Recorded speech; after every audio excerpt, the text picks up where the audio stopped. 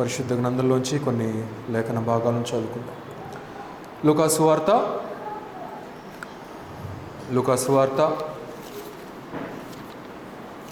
20వ అధ్యాయము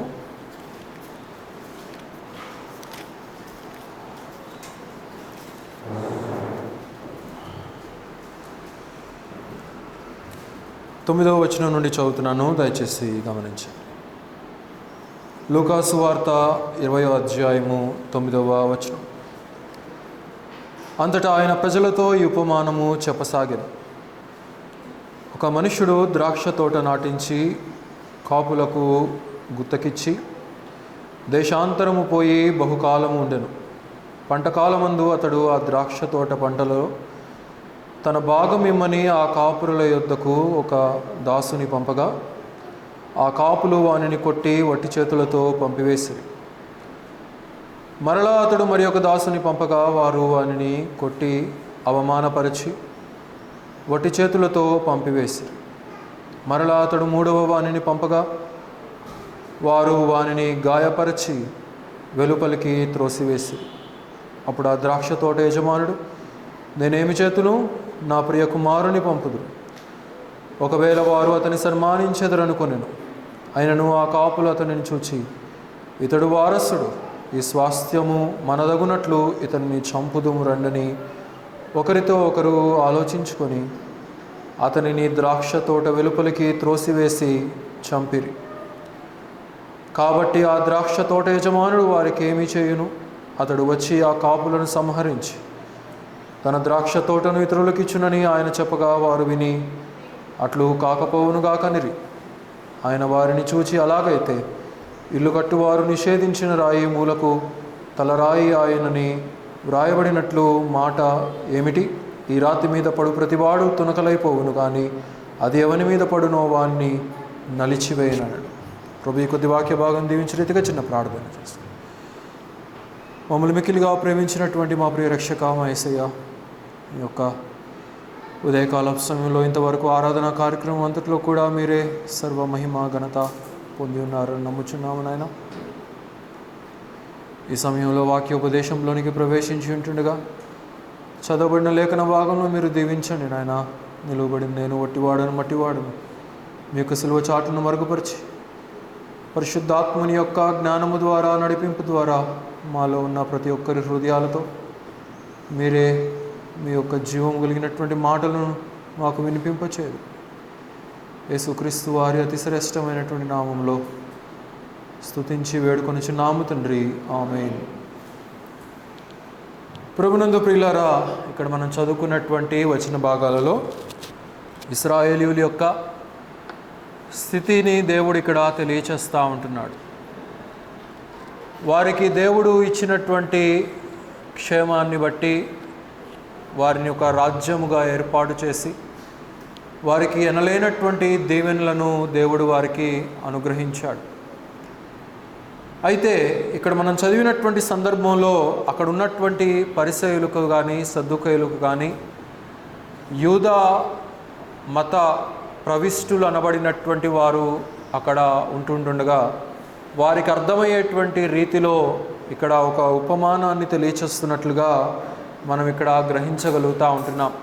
ఇక్కడ ఈ యొక్క యజమానుడు తండ్రి అయినటువంటి దేవుడు, ఈ యొక్క ఉపమానంలో చెప్పబడుతున్నటువంటి యజమానుడు అనబడినటువంటి ఒక వ్యక్తి తండ్రి అయినటువంటి దేవుడు. ద్రాక్ష తోట యెరూషలేము యూదా ప్రజలు, యూదులు లేక ఇశ్రాయేలీయుల యొక్క రాజ్యానికి గుర్తుగా మనం ఇక్కడ చూడగలుగుతూ ఉంటున్నాం. ఈ యొక్క కాపులు అనగా రిలీజియస్ లీడర్స్, యూదులకు దేవుడు ఇచ్చినటువంటి రిలీజియస్ లీడర్స్ అనగా పరిసయ్యులు, సద్దూకయ్యులు. అలాగే దేవుడు 3 దాసులను పంపించినట్లుగా మనం చూడగలుగుతూ ఉంటున్నాం. ఆ 3 దాసులు ఆయా సమయాలలో, ఆయా సందర్భాలలో ఇశ్రాయేలీయుల జనాంగానికి పంపించబడినటువంటి దేవుని యొక్క మెసెంజర్స్, ప్రాఫిట్స్, దేవుని యొక్క దూతలు. అలాగే ఈ చివరిలో నా ప్రియ కుమారుని నేను పంపిస్తున్నాను అని చెప్పి యజమానుడు అంటూ ఉంటున్నాడు. ఆయన మన ప్రభువైనటువంటి యేసు క్రీస్తు వారికి గుర్తుగా మనం ఇక్కడ చూడగలుగుతూ ఉంటున్నాం. అయితే ఈయన ఒక యజమానుడు ఒక ద్రాక్ష తోటను ఏర్పాటు చేశాడు, అనగా ఇశ్రాయేలు జనాంగాన్ని ఏర్పాటు చేశాడు. ఏర్పాటు చేసి ఆ యొక్క ఇశ్రాయేలు యొక్క జనాంగము ఆ యొక్క ద్రాక్ష తోటలో నుండి ఆయన మరి ఫ్రూట్స్ని తీసుకోవాలని చెప్పి ఆయన ఆశించి ఉంటున్నాడు. ఎవరమైనా అంతే కదా, ఒక చెట్టు నాటినప్పుడు కానీ ఒక మొక్కను నాటినప్పుడు కానీ దాని నుండి వచ్చేటువంటి కాయలను పండ్లను మనం ఆశిస్తూ ఉంటాం. ఎందుకంటే దానికి రోజు నాటిన తర్వాత రోజు నీళ్లు పోస్తూ ఉంటాం, దానికి ఎరువులు వేస్తూ ఉంటాం, దానికి ఎలాంటి పురుగులు ఏవి కూడా రాకుండా, దాని ఆకులు తినివేయకుండా, దాని యొక్క రూట్స్ బలంగా ఉండాలని, మరి సన్లైట్ తగలాలని అనేక విధాలుగా ఒక మొక్కను మనం చూసుకుంటూ ఉంటున్నప్పుడు ఆ మొక్క నుండి మనం ఫలాలను ఆశిస్తూ ఉంటాం. అలాగే యజమానుడు కూడా ఇక్కడ ఒక ద్రాక్ష వనము నాటినట్లుగా మనం చూడగలుగుతూ ఉంటున్నాం. ఆ ద్రాక్ష వనములో నుండి ఆయన కొన్ని ఆశించాలనుకుంటూ ఉంటున్నాడు. ఆయన పండ్లను ఆశిస్తూ ఉంటున్నాడు. వారి యొక్క జీవిత విధానము దేవునికి అప్పగించినటువంటి విధానంగా ఇశ్రాయేలు ప్రజలు ఉండాలని చెప్పి మరి దేవుడు ఆశించి ఉంటున్నాడు. కానీ ఇక్కడ అలాంటి పరిస్థితి కనబడట్లేదు. ప్రవక్త అయినటువంటి యెషయా కూడా ఒక చక్కటి మాట అంటూ ఉంటున్నాడు. దయచేసి త్రిప్పండి 5వ అధ్యాయము, యెషయా గ్రంథము 5వ అధ్యాయము మొదటి నుంచి చదవండి. నా ప్రియ కుమారుని గురించి నేను పాడేదను వినండి. అతని ద్రాక్ష తోటను బట్టి నాకు ఇష్టడైన వానిని గురించి పాడేదను వినుడి. సత్తువ భూమి గల కొండ మీద నా ప్రియునికి ఒక ద్రాక్ష తోట ఉండెను.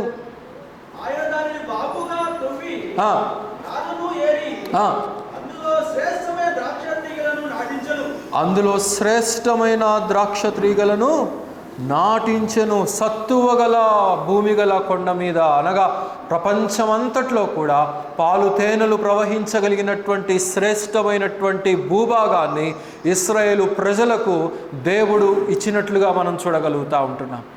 దేవుడు వారిని ఒక క్షేమమైనటువంటి పరిస్థితుల్లో ఆయన వారిని నాటినట్లుగా మనం చూడగలుగుతూ ఉంటున్నాం. అంత మాత్రమే కాదు, దానిని బాగుగా తవ్వి రాళ్లను ఏరి అక్కడ ఉన్నటువంటి చుట్టుపక్కల రాజ్యాల నుండి వచ్చేటువంటి శత్రువులు, ఆ యొక్క దేశములో నివసిస్తున్నటువంటి ప్రజలను తోలివేసి అన్య జనాంగాల్ని బయటకు నడిపించి వేసి దేవుడు వీరికి దానిని ఒక స్వాస్థ్యముగా ఇచ్చినట్లుగా మనం చూడగలుగుతూ ఉంటున్నాం. చదవండి ఇంకా.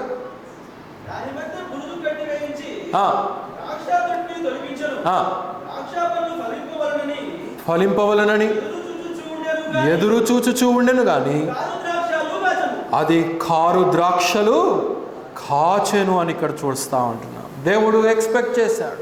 ఎందుకంటే ఆయన నాటినటువంటి వనము గనక, ఆయన నాటినటువంటి ద్రాక్ష తోట గనక, ఆయన ఆ నాటినటువంటి ఇశ్రాయేలు ప్రజలలో నుండి ఆయనకు తగినటువంటి ఆరాధన, ఆయనకు తగినటువంటి మహిమ, ఆ వారి యొక్క జీవితాల్లో నుండి తగినటువంటి స్తుతి అర్పణలను ఆయన ఆశించి ఉంటున్నాడు. కానీ వీళ్ళు ఏం చేశారంట? కారు ద్రాక్షలు కాచినట్లుగా మనం చూడగలుగుతూ ఉంటున్నాం. కానీ వాటిని ఫలించినట్లుగా ఇక్కడ మనం చూడగలుగుతూ ఉంటున్నాం. అవిధేయులైనటువంటి ప్రజలుగా ఉంటున్నారు. అనేక ప్రజలలో నుండి ఆయన వారిని ఎన్నుకొని వారిని స్థాపించి మరి అనేకమైనటువంటి అన్య జనాంగాలకి వారిని ఒక గుర్తుగా దేవుడు నియమించి ఉంటున్నాడు. వారు గనుక విధేయత చూపించినట్లయితే, వారు గనుక ప్రభువును ఆరాధించినట్లయితే ప్రపంచంలో ఉన్నటువంటి దేశాలన్నిటికీ కూడా వారు ఒక వెలుగుగా, ఇదిగో మా రక్షణకర్త అయినటువంటి యెహోవా ఈయనే అని చెప్పి మరి ప్రోక్లెయిమ్ చేసేటువంటి విధానంగా వారు జీవించవలసినటువంటి ప్రజలుగా ఉంటున్నారు. కానీ వీళ్ళు ఎలాగున్నారంటే కారు ద్రాక్షలు కాసేటువంటి ప్రజలుగా వీరు ఉంటున్నారు. ప్రియులారా, పేతురు రాసిన 2వ పత్రిక పేతురు రాసిన 2వ పత్రిక 1వ అధ్యాయము 3వ వచనం చదవండి.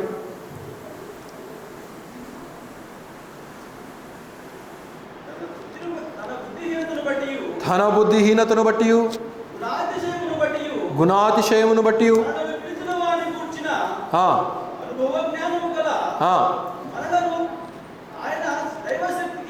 ఆయన దైవశక్తి జీవమునకును భక్తికి కావలసిన వాటన్నిటినీ మనకు దయచేయుచు ఉన్నందున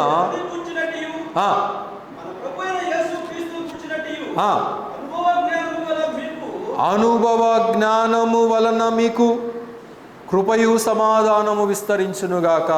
కనుక ఇక్కడ దేవుని యొక్క మహిమా గుణాతిశయములను బట్టి ఆయన తన ప్రజలైనటువంటి వారికి అనగా రక్షించబడినటువంటి మనకు ఆయన తన అనుభవ జ్ఞానమును అనుక్షణము అనుదినము ఆయన అనుగ్రహిస్తూనే ఉంటున్నాడు.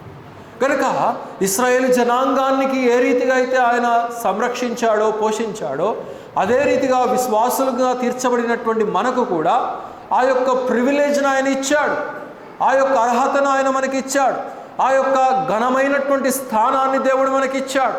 అయితే అనేక సందర్భాలలో మనం వాటిని దీవెనకరంగా మలుచుకోవలసినటువంటి మనము కారు ద్రాక్షలు కాసేటువంటి వారంగా మనం ఉంటున్నాం ప్రియులారా. కానీ ఇక్కడ దేవుడు మాట్లాడుతూ ఉంటున్నాడు, గాడ్ ఈజ్ ఎక్స్పెక్టింగ్. యజమానుడు తన ఫలము ఆశించాడు, కానీ వీరు ఇవ్వనటువంటి వారిగా మనం ఇక్కడ చూడగలుగుతూ ఉంటున్నాం.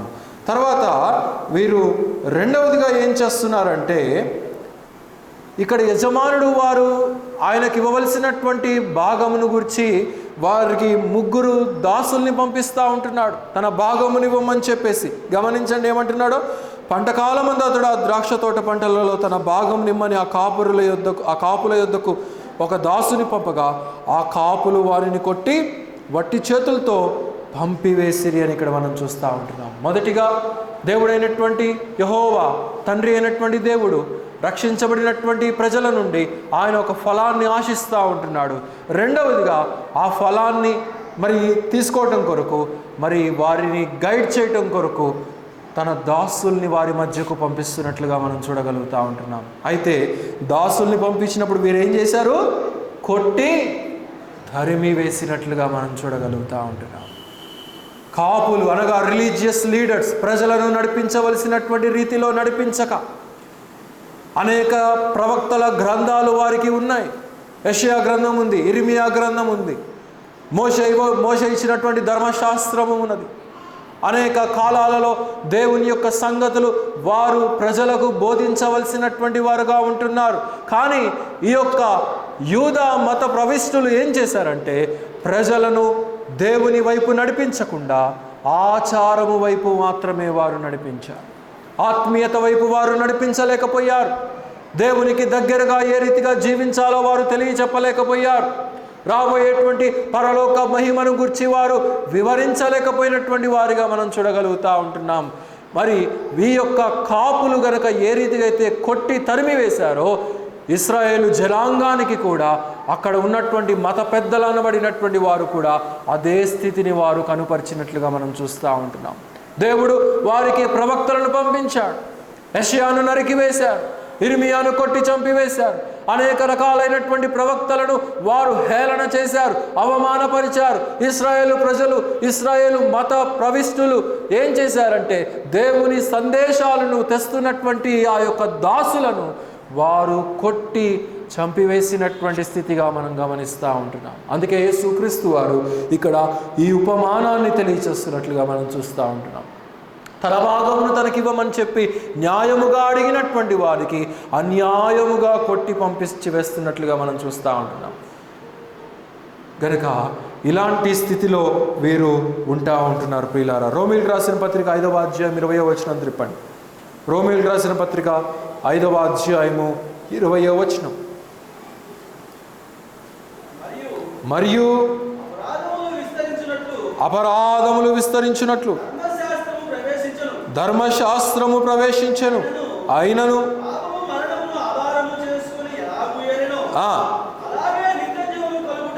అలాగే నిత్య జీవమును కలుగుటకై నీతి ద్వారా కృపయు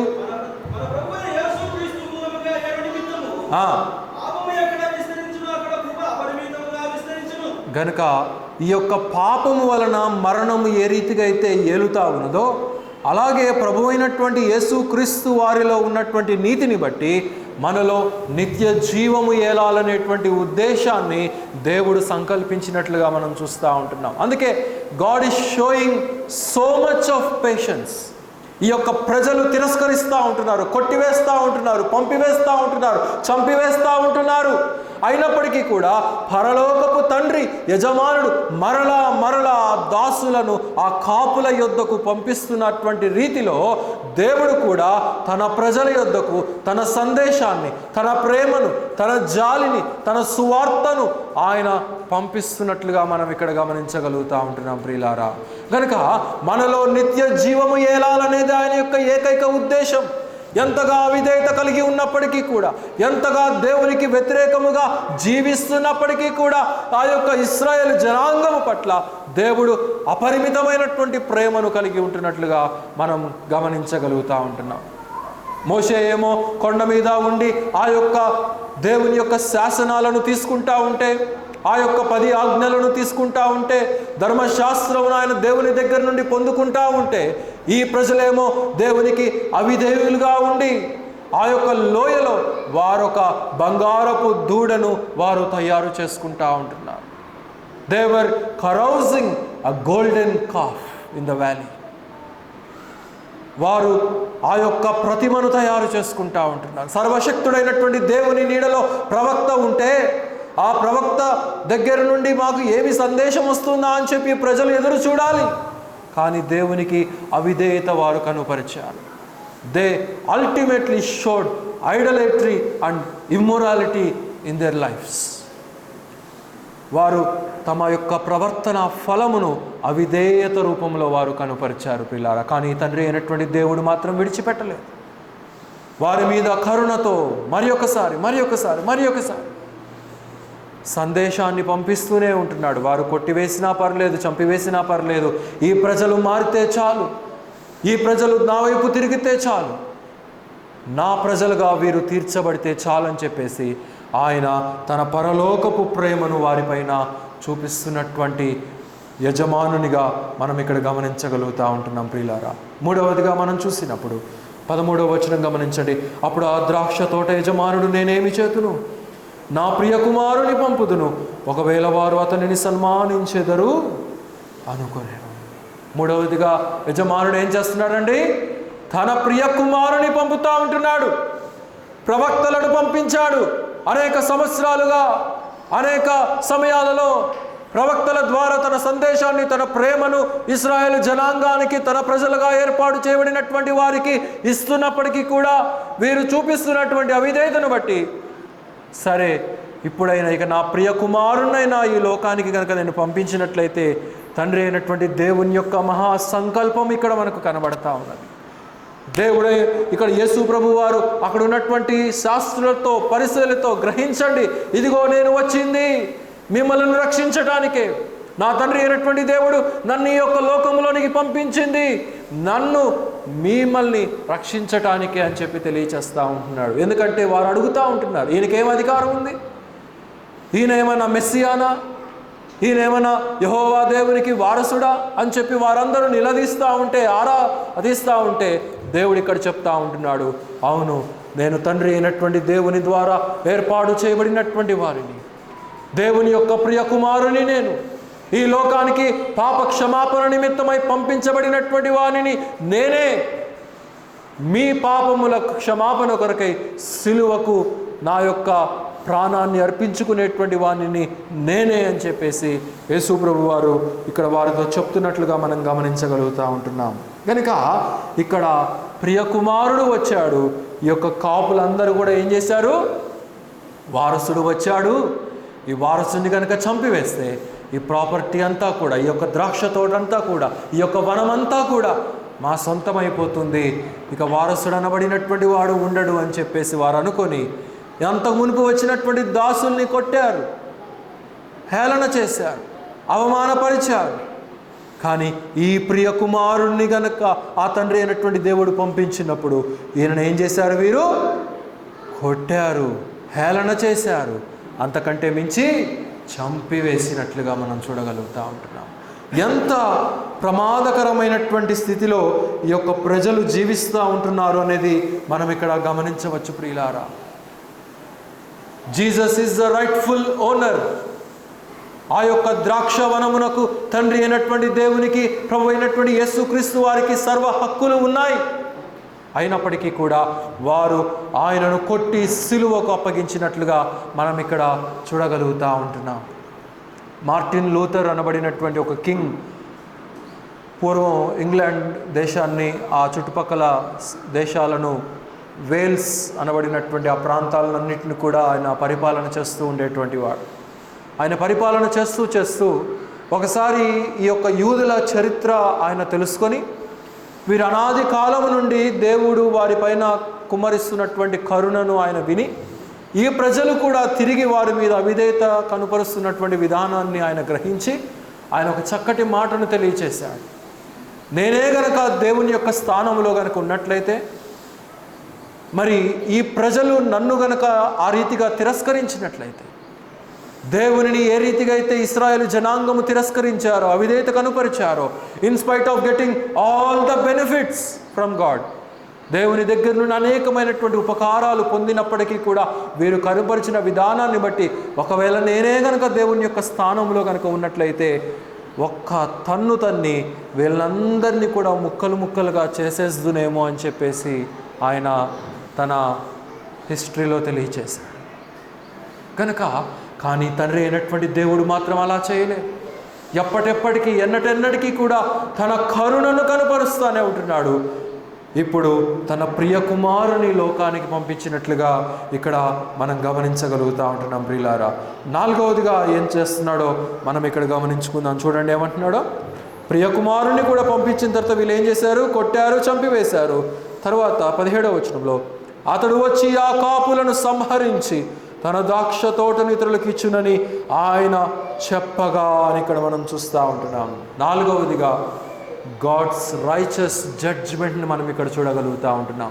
ఆయన నీతితో కూడినటువంటి తీర్పును ఇక్కడ మనం గమనించగలుగుతూ ఉంటున్నాం. ఎందుకంటే అనాది కాలం నుండి అనేక ప్రవక్తలను పంపించినప్పటికీ కూడా ప్రజలు మారలా, వారి యొక్క జీవితాన్ని వారు మార్చుకోలా, వారి యొక్క చూపు మారలేదు, వారి యొక్క క్రియలు మారలేదు, వారి యొక్క నడవడిక మారలేదు, వారి యొక్క ఆత్మీయమైనటువంటి స్థితిలో ఎలాంటి ప్రక్రియ పురోగతి లేనటువంటి విధానాన్ని తండ్రి అయినటువంటి దేవుడు చూసినప్పుడు, చివరికి నా కుమారుణ్ణి పంపించినప్పటికీ కూడా వీరు మారట్లేదని ఆయన గ్రహించినప్పుడు ఏం చేస్తున్నాడు?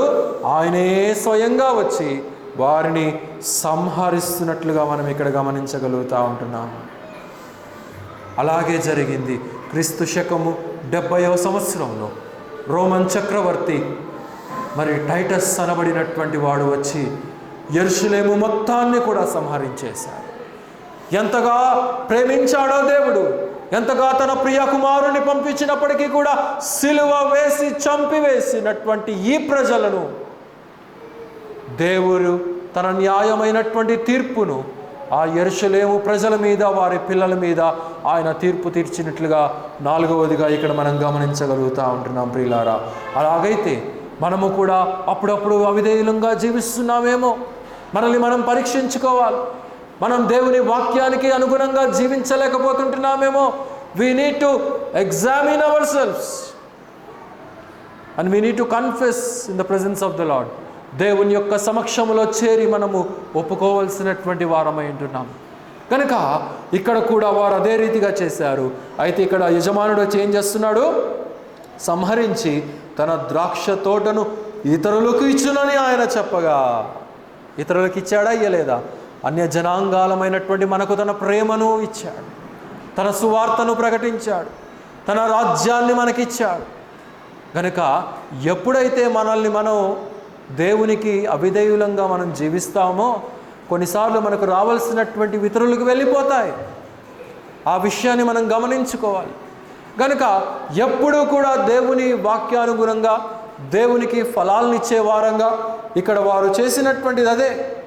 వారు తమను తాము సెల్ఫిష్గా వారు జీవించారు. ఈ ద్రాక్ష తోటకు మేమే యజమానులము, ఇక యజమానుడు రాడు, మేమే దీనిని చూసుకుంటున్నాం కనుక మేమే దీనికి హక్కుదారులం అని చెప్పేసి కాపులు అనుకున్నారు. కానీ యజమానుడు రానే వచ్చాడు, వారిని సంహరించాడు.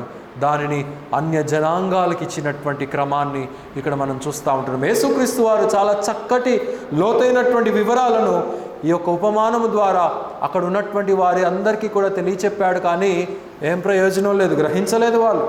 ఐదవదిగా మనం ఇక్కడ గమనించినట్లయితే 17వ వచనం చూడండి. ఆయన వారిని చూచి, అలాగైతే ఇల్లు కట్టువారు నిషేధించిన రాయి మూలకు తలరాయి ఆయను అని రాయబడిన మాట ఏమిటి? ఈ రాతి మీద పడు ప్రతివాడు తునకలైపోవును, కానీ అది ఎవని మీద పడునో వానిని నలిచివేయును. ఇక్కడ we can see the God's certain final triumph and victory.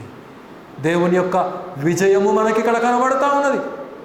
హేళన చేశారు, అవమానపరిచారు, గాయపరిచారు, సిలువకు అప్పగించారు, మరణానికి అప్పగించేశారు. మరణించినప్పటికీ కూడా ఎవరు ఓడిపోయారు? తిరస్కరించబడినటువంటి యేసుక్రీస్తు వారు ఓడిపోయారా? ప్రజలు ఓడిపోయారా? ప్రజలే ఓడిపోయారు. అందుకే ఇక్కడ యేసు ప్రభు వారు తెలియచేస్తూ ఉంటున్నారు. ఇది యూదులకు వాడుకగా ఉన్నటువంటి ఒక సామెత, అందుకని ఇక్కడ ఆ మాటలు తెలియచెప్పబడ్డాయి. ఇల్లు కట్టువారికి నిషేధించిన రాయి మూలకు తలరాయి ఆయను. Jesus Christ who was rejected, తిరస్కరించబడినటువంటి యేసుక్రీస్తు వారే, he became the chief corner stone of the church. సంఘమునకు ఆయనే మూలరాయిగా తీర్చబడినట్లుగా మనం చూస్తూ ఉంటున్నాం. ఏ ప్రజలైతే ఆయనను తిరస్కరించారు, అదే ఆయన మూలరాయిగా తీర్చబడ్డాడు. తండ్రి ప్రణాళిక అది. యజమానుడు తెలియచేస్తూ ఉంటున్నాడు, ఇదిగో మీరు తిరస్కరించారు కదా, మీరు తిరస్కరించినప్పటికీ కూడా నా ప్రణాళిక మారలేదు.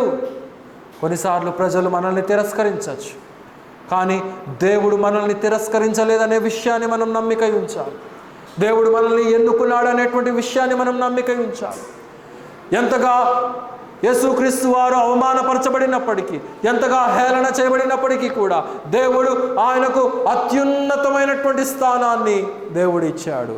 ఆరాధనలో కూడా మనం చదువుకుందాం కదా, తండ్రి కుడి పార్శ్వమున ఆయన ఆసీనుడుగా ఉన్నటువంటి వానిగా మనం చూస్తూ ఉంటున్నాం. ప్రజలు తిరస్కరించారు, కానీ దేవుడు ప్రణాళిక మాత్రము తన ప్రక్కన కూర్చొని పెట్టుకునేటువంటి ప్రణాళిక. అలాగే మన జీవితాలను కూడా దేవుడు అలాంటి ప్రణాళికలో దేవుడు నడిపిస్తున్నట్లుగా మనం చూస్తూ ఉంటున్నాము. కీర్తనల గ్రంథం 2వ అధ్యాయం త్రిప్పండి. కీర్తనల గ్రంథము 2వ అధ్యాయము 3వ వచనం నుండి చదవండి.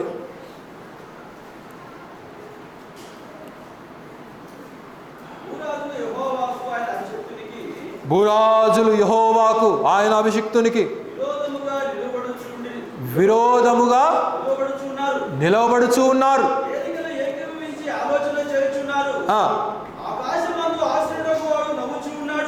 ఆకాశమందు ఆసీనుడుగా ఉన్నటువంటి వాడు నవ్వుచూ ఉన్నాడు. చాలండి. భూరాజులందరూ కూడా అనుకుంటున్నారంట, దేవుడు పంపించినటువంటి వానిని, అభిషిక్తునిగా ఉన్నటువంటి వానిని బట్టి భూరాజులు హేళన చేస్తున్నారంట, అవమానపరుస్తున్నారంట. అలాగే చేశారు రోమన్ చక్రవర్తులందరూ కూడా కలిసి. ఆ యొక్క శతాధిపతులు కానీ, ఎవరైనా కానీ, ఆ సైనికులు కానీ, మరి ప్రజలు కానీ, మత పెద్దలు కానీ, ఆ యొక్క కాపులనబడినటువంటి రిలీజియస్ లీడర్స్ కానీ అందరూ కలిసి హేళన చేశారు. కానీ పరలోకము నుండి ఎవరు నవ్వుతున్నారంట? దేవుడు నవ్వుతున్నాడంట. ఎందుకంటే దేవుని ప్రణాళిక అది, దేవుని యొక్క ఏర్పాటు అది. కనుక ఆ రీతిగా సిలువ మరణ పునరుద్ధానములకు అప్పగించబడుట చేత దేవుడు విజయము పొందుతాడు. క్రీస్తు మరణము మీద విజయము పొందుతాడు. తనలో ఉన్నటువంటి ప్రజలు కూడా ఆయన ద్వారా విజయం పొందుతారనేటువంటి ఆలోచన తెలియక ఈ ప్రజలు అనేకమైనటువంటి ఆలోచనలు చేస్తూ ఉంటున్నారు. కానీ దేవుడు పరలోకంలో నుండి వారి ఆలోచనలను బట్టి, వారి ప్రణాళికలను బట్టి నవ్వుతున్నట్లుగా మనం చూస్తూ ఉంటున్నాం. గనక 2 విషయాలు మనం ఇక్కడ గమనించాలి. ఈ చెప్పబడినటువంటి 5 పాయింట్స్లో కూడా దేవుడు ఏర్పాటు చేసినటువంటి ద్రాక్ష తోట ఎవరు కూడా హక్కుదారులు కాదు. ఎవరైనా కానీ గృహ నిర్వాహకులే, అనగా సంఘమునకైనా కానీ, నేనైనా కానీ హక్కుదారుని కాదు. కానీ నేను కూడా ఒక గృహ నిర్వాహకుడినే. కనుక యూదా మత పెద్దలు ఏమనుకున్నారంటే మేమే సమస్తం అని చెప్పేసి అనుకున్నారు. కానీ దేవుడు అంటా ఉంటున్నాడు, you are not the rightful owner. Rightful owner నేను, యజమానుడు నేనున్నాను. నా కుమారుడైనటువంటి యేసుక్రీస్తు వారు ఉన్నారు గనక ఆయనకు సరిపోయినటువంటి జీవిత విధానంగా మనల్ని నాటి ఉంటుండగా మనము ఫలభరితమైనటువంటి ఫలాలను ఆయనకు తిరిగి అప్పగించాలి. మన పాట ద్వారా, మన మాట ద్వారా, మన యొక్క క్రియల ద్వారా, మన యొక్క నడవడిక ద్వారా ఆయన ఆశించినటువంటి ఫలితాలను గనక మనం ఇవ్వగలిగినట్లయితే గొప్ప కృప మన మీద నిలిచి ఉంటుంది. గనక ఏ రీతిగా అయితే నిషేధించబడినటువంటిది మూలకు తలరాయి అయినో అదే రీతిగా మనము కూడా నిషేధించబడవచ్చు, అపహసించబడవచ్చు, కానీ దేవుని వైపు ఉన్నటువంటి ప్రజలకు ఎలాంటి శిక్ష రాదు, ఎలాంటి హేళన రాదు అనే విషయాన్ని మనం గమనించుకోవాలి. మనము ముందుకు కొనసాగవలసినటువంటి వారమైంటున్నాం. దేవుడి కొద్ది మాటలు నిండారులుగా మన అందరి హృదయాల్లో నడిపించునుగాక. అందరూ కూడా తలలు వంచినట్లయితే ముగింపు ప్రార్థన. ప్రియ ప్రభువా, ఈ యొక్క ఉదయకాల సమయంలో ఇంతవరకు మీ యొక్క క్షేమాన్ని మాకు ఇచ్చి కృపలో నడిపించారయ్యా, అందును బట్టి వందనాలు. చదవబడిన లేఖన భాగంలో ఉన్నటువంటి కొన్ని సత్యాలను మేము గ్రహించేటువంటి నేర్పును మాకు దయచేశారు, అందును బట్టి వందనాలు. మీరు తెలియచేసిన రీతిగా ద్రాక్ష తోటను నాటినటువంటి వాడు తండ్రి అయినటువంటి దేవుడు, దానికి రైట్ఫుల్ ఓనర్, వారసుడుగా మీరుంటున్నారు. అయితే దానిని సంరక్షించమని, పోషించమని మీరు కొంతమంది కాపులను మీరు ఏర్పాటు చేసినప్పుడు వారు మీ మాట వినలేదు. ప్రజలను నడిపించవలసినటువంటి రీతిలో వారు నడిపించలేకపోయారు, కాయలేకపోయారు. మీకు ఫలాలను ఇవ్వలేకపోయినటువంటి ప్రజలుగా ఇశ్రాయేలు జనాంగాన్ని మేము చూడగలుగుతూ ఉంటున్నాం. అలాగే ఈనాడు కూడా అనేక మంది అలాంటి అక్రమమైనటువంటి జీవిత విధానంలో జీవించవచ్చు నాయన. మీకు ఫలాలు లేనటువంటి వారిగా ఉండవచ్చు. అలాంటి జీవిత విధానం నుండి వారు తప్పుకొని, అలాంటి మార్గము నుండి వారు తప్పించుకొని సరి అయినటువంటి నీతి కలిగినటువంటి మార్గము, జీవము కలిగినటువంటి మార్గము, సరి అయినటువంటి తోటలో సరి అయినటువంటి కాపుల కింద వారు నాటబడగలుగుటకు మీ యొక్క సహాయం అనుగ్రహించమని ప్రార్థన చేయొచ్చు. మీరు ఆయా సమయాల్లో ప్రవక్తలను పంపించినప్పటికీ కూడా అవిధేయత కనుపరిచినటువంటి వారిగా మేము చూస్తూ ఉంటున్నాం. చివరికి మీ ప్రియ కుమారుడైనటువంటి యేసుక్రీస్తు వారిని లోకములోనికి పంపించినప్పటికీ కూడా వారు హృదయము మార్చుకోలేదు. హృదయ కాఠిన్యము ద్వారా పౌలు చెప్తా ఉంటున్నాడు రోమేలు రాసిన పత్రిక 11వ అధ్యాయంలో, హృదయ కాఠిన్యము ద్వారా వారు శిక్షను అనుభవించినటువంటి ప్రజలుగా మేము చూస్తూ ఉంటున్నాం. గనక అలాగ మేము ఉండక మీ ప్రియ కుమారుని మేము స్వీకరించి ఉంటుండగా, మీ యొక్క మార్గములో మేము స్థాపించబడి ఉంటుండగా, మీకు ఒక సరి అయినటువంటి ఫలాలను ఇచ్చేటువంటి వారంగా మేము ఉండుటకు మీ యొక్క కృపలో మమ్మల్ని భద్రపరచమని ప్రార్థన చేయించుంటున్నాం. యూట్యూబ్ ద్వారా కూడా అనేక ప్రాంతాల నుండి ప్రియులందరూ కూడా వీక్షించుచూ ఉంటుండగా వారిని కూడా నిండారులుగా దీవించండి. వారు కూడా విశ్వాస అనుభవంలో ఎదుగుటకు మీ యొక్క సహాయం అనుగ్రహించమని ప్రార్థన చేయించుంటున్నాం. ఈ వారమంతా కూడా ప్రకటించబడినటువంటి సంఘ కార్యక్రమాలన్నింటిలో కూడా మీరే సర్వ మహిమ ఘనత పొంది మమ్మల్ని దీవించి ముందుకు నడిపించండి. ఆయన ప్రియ బిడ్డలందరూ కూడా వారి వారి గృహాలకి వెలుచుంటుండగా మీ యొక్క క్షేమముతో నింపి ముందుకు నడిపించి మీరే మహిమ పొందుతున్నారు. యేసుక్రీస్తు వారి అతి శ్రేష్టమైనటువంటి నామంలో స్తుతించి ప్రార్థించి అడిగి వేడుకొనుచున్నాము తండ్రి, ఆమేన్. మన తండ్రి అయినటువంటి దేవుని యొక్క ప్రేమయు, మన ప్రభువును మన రక్షకుడైనటువంటి యేసుక్రీస్తు వారి యొక్క కృపయు, పరిశుద్ధాత్మని యొక్క అన్యోన్య సహవాసము సన్నిధి సర్వలోకంలో ఉన్నటువంటి పరిశుద్ధులందరితో పాటు మనకును సదాకాలం తోడై నడిపించునుగాక. ఆమేన్. అందరికి వందనాలండి. సెలవు.